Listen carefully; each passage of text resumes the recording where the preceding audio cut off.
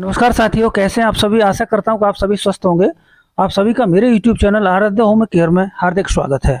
आज मैं आपको पेरिफेरल न्यूरोपैथी की बारे में जानकारी दूंगा और इस बीमारी के क्या लक्षण हैं, क्या सिम्टम्स हैं, क्या कॉजेज हैं और क्या खाना है क्या नहीं खाना है, और इस बीमारी की बेस्ट होम्योपैथिक दवा बताऊंगा। तो दोस्तों चलिए वीडियो को शुरू करते हैं।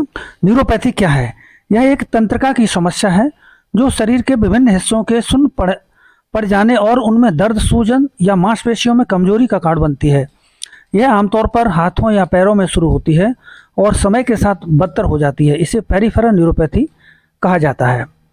पेरिफेरल न्यूरोपैथी के स्टेज कौन कौन से होते हैं? पेरिफेरल न्यूरोपैथी के 3 प्रकार के होते हैं। न्यूरोपैथी एक तंत्रिका को प्रभावित कर सकती है। इसे मोनोक्यूरोपैथी, कार्पल टनल सिंड्रोम या मोनो न्यूरोपैथी कहते हैं। विभिन्न क्षेत्रों में 2 या 2 से अधिक नसों को प्रभावित होने को एकाधिक मोनोन्यूरोपैथी कहते हैं। कई नसों को प्रभावित होने वाली पॉलीन्यूरोपैथी कहते हैं। अब चलिए मैं आपको पेरिफेरल न्यूरोपैथी के सिम्टम्स क्या क्या होते हैं वो आपको बताता हूँ। आपके पेरिफेरल तंत्र में प्रत्येक तंत्रिका का एक विशिष्ट कार्य होता है, इसलिए प्रभावित नसों के प्रकार पर निर्भर करते हैं। नसों को निम्न प्रकार से वर्गीकृत किया गया है। मोटर नसें जो मांसपेशियों की हरकत को नियंत्रित करती हैं। ऑटोनॉमिक नसें जो बीपी, हृदय गति, पाचन और मूत्राशय जैसे कार्यों को नियंत्रित करती हैं। संवेदी तंत्रिकाएं जो त्वचा से तापमान, दर्द, कंपन या स्पर्श जैसी सनसनी प्राप्त करती हैं। न्यूरोपैथी के कुछ लक्षण हैं जो इस प्रकार हैं।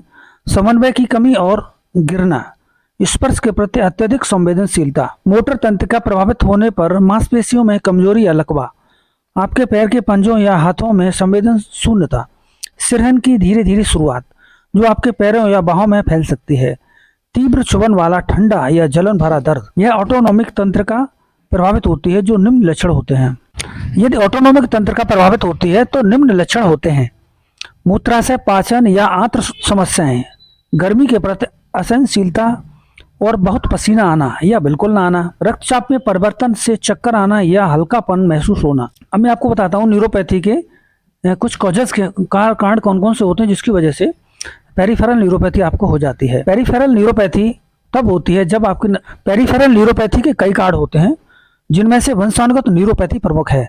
वंशानुगत न्यूरोपैथी दोनों मोटर तथा सेंसरी नसों को प्रभावित कर सकती है। यह पैर और निचले पैर की मांसपेशियों में कमजोरी का कारण बनती है। पैरों में विकृत होना भी आम है जिससे आपका चलना मुश्किल हो जाता है और आप परिणाम स्वरूप गिर जाते हैं। इसके बाद के चरणों में यह हाथों में मांसपेशियों में सुन्नपन पैदा कर सकती है। वंशानुगत न्यूरोपैथी का कोई इलाज नहीं है।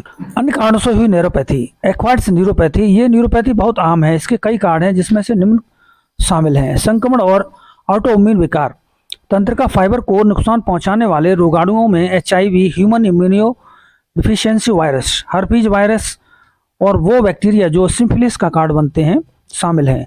कुछ ऑटोइम्यून विकार भी तंत्रिका टिश्यू को प्रभावित कर सकते हैं। उदाहरण के लिए गिलेन बेरे सिंड्रोम, सिस्टमिक ल्यूपस एरिथ्रोमेटोसस और रूमेटाइड गठिया शामिल हैं। सिस्टमेटिक बीमारियों में वे बीमारियां हैं जो पूरे शरीर को प्रभावित करती हैं। इसमें मधुमेह या डायबिटीज प्रमुख कारण है।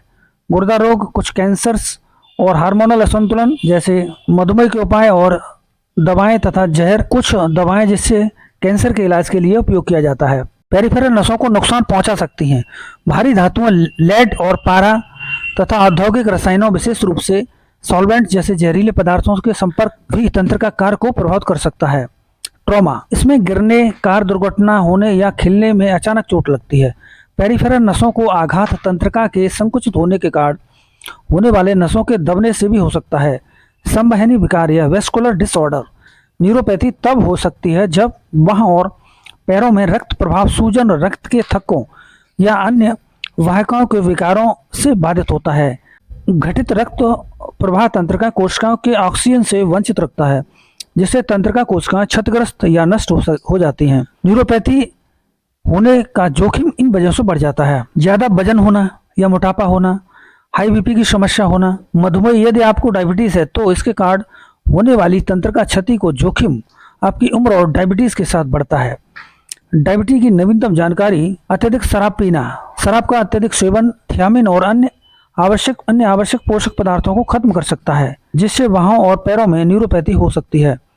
किडनी खराब होना, विटामिन असंतुलन, तंत्रिका तंत्र कार्य के लिए vitamin E, B1, B3, B6 और B9, B12 की उचित मात्रा महत्वपूर्ण है। 40 साल की अधिक उम्र होना। चलिए दोस्तों, मैं बताता हूँ कि न्यूरोपैथी, पेरिफेरल न्यूरोपैथी से बचाव कैसे कर सकते हैं। यदि इस प्रकार का विकार आपके परिवार में रहा है तो आप निम्न प्रकार से इसकी बचाव कर सकते हैं। नियमित व्यायाम या एक्सरसाइज करें, शराब से परहेज या बिल्कुल छोड़ दें, स्वस्थ आहार खाएं, धूम्रपान से बचें और धूम्रपान करते हैं तो छोड़ दें। खेल के दौरान आपके पैरों की रक्षा कर, इसके विशेष रूप से उन खेलों में जिनमें लात मारने का उपयोग होता है।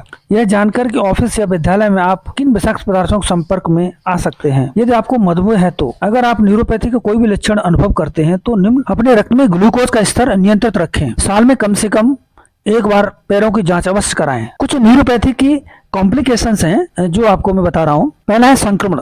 आपके पैर और सनसनी की कमी वाले अंग आपको पता लगे बिना घायल हो सकते हैं। इन क्षेत्रों को नियमित रूप से जांचें और मामूली चोटों को संक्रमित होने से पहले इलाज करें, खासकर तब जब आपको डायबिटीज है। वंश या स्किन ट्रॉमा। हो सकता है कि आप अपने शरीर के कुछ हिस्सों में जो सुन्न है, तापमान परिवर्तन या दर्द महसूस न करें। गिरना, कमजोरी और महसूस न कर पाना संतुलन की कमी और गिरने से जुड़ा हो सकता है।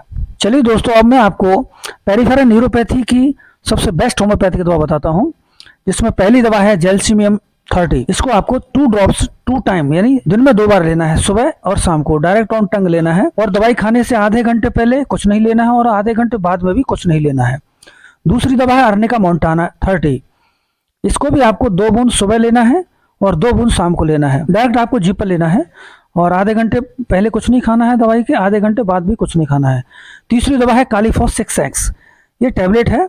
6 टैबलेट आपको सुबह लेनी है खाली पेट, 6 टैबलेट आपको दोपहर को लेनी है, 6 टैबलेट आपको शाम को लेनी है। ये चूसनी है, मीठी टैबलेट्स होती हैं। इसके बाद आपको गुनगुना पानी पीना है और आधे घंटे पहले और आधे घंटे बाद आपको कुछ नहीं लेना है। ये दवा बहुत इंपॉर्टेंट दवा है। अगर इस दवा को आप लगभग 5 या 6 महीने यूज करेंगे और अपनी डायबिटीज का जो ब्लड शुगर लेवल है उसको नॉर्मल रखेंगे तो पेरिफेरल न्यूरोपैथी आपकी 5-6 महीने में जड़ से खत्म हो जाएगी। और इसके साथ साथ, दवाई के साथ साथ आपको कुछ परहेज भी रखना है। एनिमल फूड आपको बिल्कुल नहीं लेना है, जिसमें दूध, दही, मक्खन, पनीर, चाय, बिस्किट, नमकीन आते हैं। फ्राइंग फूड भी आपको बिल्कुल नहीं लेना है और पैक्ड फूड भी आपको बिल्कुल नहीं लेना है। यह दवा आपको जानकारी के लिए उपलब्ध कराई जा रही है। इसका सेल्फ मेडिकेशन न करें। अगर आपको कोई भी समस्या है तो आप किसी नज़दीकी होम्योपैथिक डॉक्टर के पास जाएं और वहां पर अपना ट्रीटमेंट करा सकते हैं। यह वीडियो आपको कैसी लगी? अगर अच्छी लगी हो तो लाइक, सब्सक्राइब और शेयर करें। धन्यवाद।